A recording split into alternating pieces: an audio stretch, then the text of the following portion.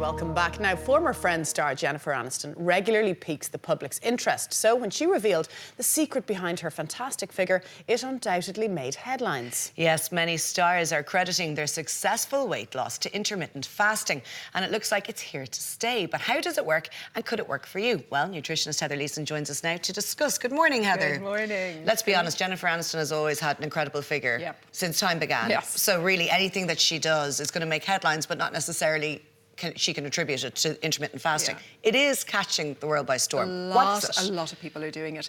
So what it basically means is that you stop eating or eat very little for a certain amount of time. And there are loads of different ways to do it. Now, some of them are a little bit wacky or even dangerous, where you're going for long periods of time without eating anything.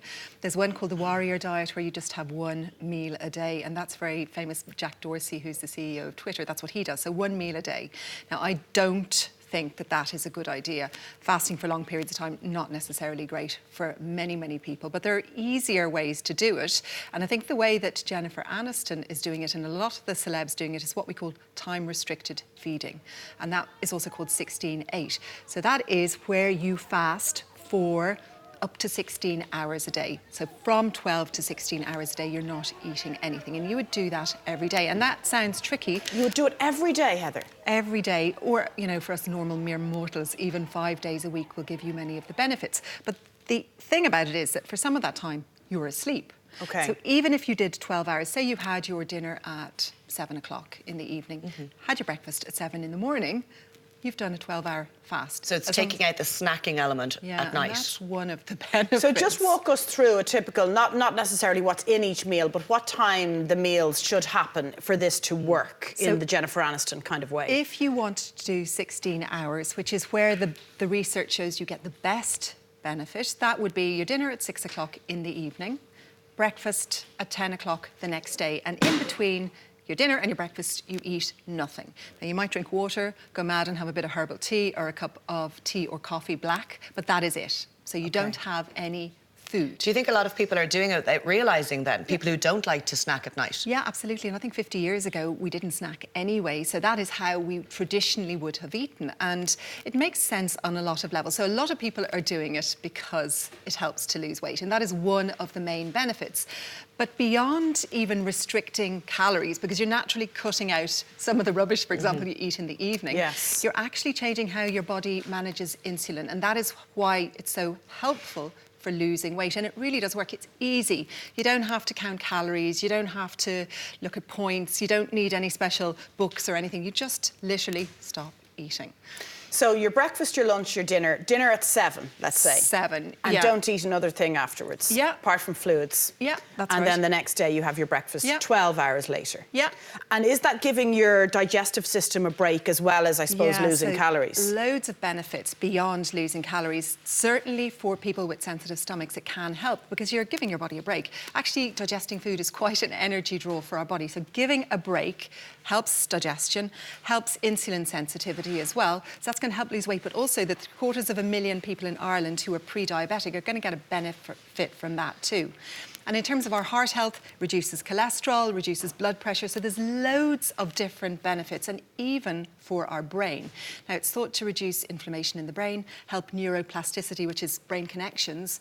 And a lot of people who do intermittent fasting will report feeling much better, much clearer in the morning, much more able to focus, more energy, actually, which is kind of the opposite what you would expect. But it is really, really helpful for some people. You've spoken about doing it overnight, which seems to be the easiest option. What about if you're doing it during the day? People have busy lives. We need fuel. We need our calories.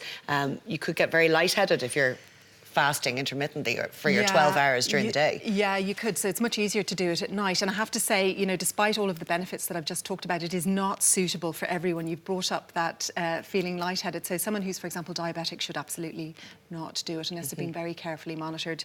Pregnant people, breastfeeding, kids, anyone under 18 should not be doing it. Anyone who's underweight, so BMI of less than 18.5 shouldn't do it. Anyone with a history of eating disorders and on certain medications. So there are some caveats around it. The other thing is, I mean, there's lots of research on this, but It's short-lived. We haven't been researching this very long, and a lot of the studies are on animals, so we really don't know the long-term benefits for humans. And the other big caveat, of course, is that you can't just do your 12-hour fast and then eat junk for the rest of the day and expect to get the benefits. It's a lifestyle. It's a lifestyle, so you still have to go for the healthy choices when you're in your what's called feeding window. So those 8 to 12 hours where you are eating, you still need to make. And Heather, healthy is this choices. something we should be doing on a daily basis, or is this kind of once a week? No, daily. Daily? This is daily, so the more you can do it, it's like many things, the more you do it, the more benefit you get. Now, you do not have to do it 7 days a week. You will get quite a lot of the benefits doing it 5 days a week. So say Monday to Friday, I think is a lot of people do it. Yeah, because people eat later or eat out at the weekend. And equally, you know, the research to show the real benefits is at 16 hours fasting, but most of those benefits are available even after 12 hours fasting.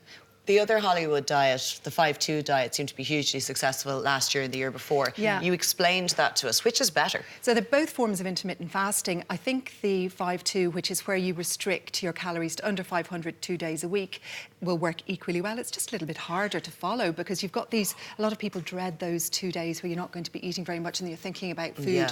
So the intermittent fasting is a lot more easy for But Heather, people to you've been follow. with us for years and you've often spoke about the fact that you do not agree or approve of diets. And here we are talking about diets. This is not a diet. That's the difference. So this is just a way of eating, which is that you're not eating for 12 hours. And I think for a lot of people, it's worth trying it, particularly if you're someone who's maybe pre-diabetic or got some, gained weight and wants to lose it. I'll be talking to a lot of people about this before Christmas as they get ready for the party season. Yeah. It's very safe to try. Now, obviously, if you're on medication or you have a health condition, you need to talk to your doctor about it. Just start at 12 hours.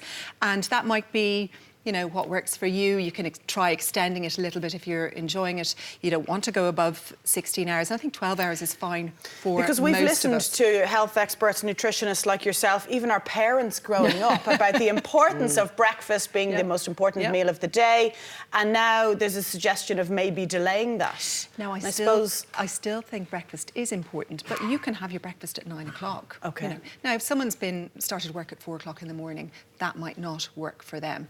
But the diet is this way of eating, sorry, you're right, and it's not a diet, it's very flexible. So if you eat later one night, you have your dinner at 9 o'clock, then you just start at 9 o'clock the next day. So it's really flexible. And what is it about whenever we talk about intermittent fasting or eating that I get really hungry? Do you not?